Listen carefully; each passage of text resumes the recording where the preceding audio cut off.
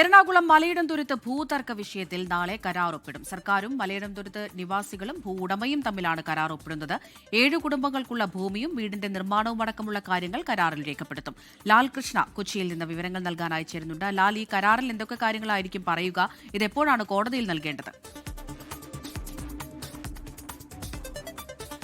16-ാം തീയതി, അതായത് ചൊവ്വാഴ്ചയാണ് കോടതി നൽകിയിരിക്കുന്ന അവസാന സമയമെന്നുള്ളത്. അതിനുള്ളിൽ തന്നെ കോടതിക്ക് പുറത്ത് സമവായം കാണുക എന്നുള്ളതായിരുന്നു സർക്കാരിന് മുന്നിലുണ്ടായിരുന്ന പ്രധാന ലക്ഷ്യം.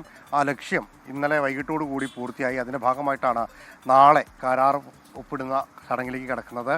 തിങ്കളാഴ്ച ഇതുമായി ബന്ധപ്പെട്ടുള്ള നടപടിക്രമങ്ങൾ പൂർത്തിയാക്കും എന്ന് റോജി എം ജോൺ നേരത്തെ തന്നെ വ്യക്തമാക്കിയിരുന്നു. ജില്ലാ കളക്ടറുടെ നേതൃത്വത്തിൽ ഒരു മൂവാറ്റുപുഴ RDOയും അതോടൊപ്പം DYSP റാങ്കിലുള്ള ഒരു ഉദ്യോഗസ്ഥനും നിലവിലുള്ള കരാർ വ്യവസ്ഥകൾക്ക് മേൽനോട്ടം വഹിക്കും എന്നൊരു കാര്യം കൂടിയാണുള്ളത്. പ്രധാനമായിട്ടും കരാറിൽ പറയുന്ന കാര്യങ്ങൾ എന്ന് പറയുന്നത് അവിടെ താമസിക്കുന്നവർക്ക് 5 സെൻറ്റ് സ്ഥലം, ആ 5 സെൻറ്റ് സ്ഥലത്ത് സർക്കാർ സ്പോൺസർഷിപ്പിൽ 1000 സ്ക്വയർ ഫീറ്റിൽ കുറയാത്ത ഒരു വീട് നിർമ്മിച്ചു നൽകും എന്നുള്ളതാണ്. അവിടേക്ക് ഒരു പൊതുവഴിയും ഉണ്ടാക്കും.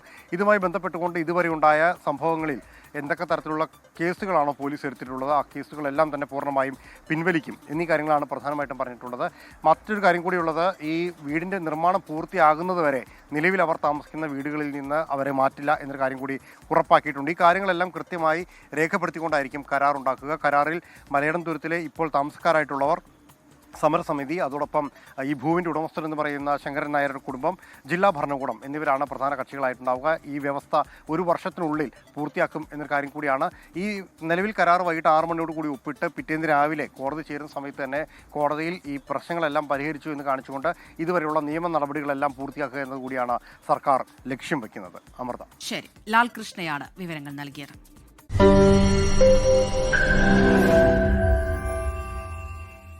ലോകത്തെവിടെയായാലും ഏത് സമയത്തും 24 വാർത്തകളും ഓഗ്മെന്റഡ് റിയാലിറ്റി പാക്കേജുകളും എക്സ്പ്ലെയിനറുകളും വിശദമായി കാണാൻ ഞങ്ങളുടെ YouTube ചാനൽ നിങ്ങൾക്ക് സബ്സ്ക്രൈബ് ചെയ്യാം.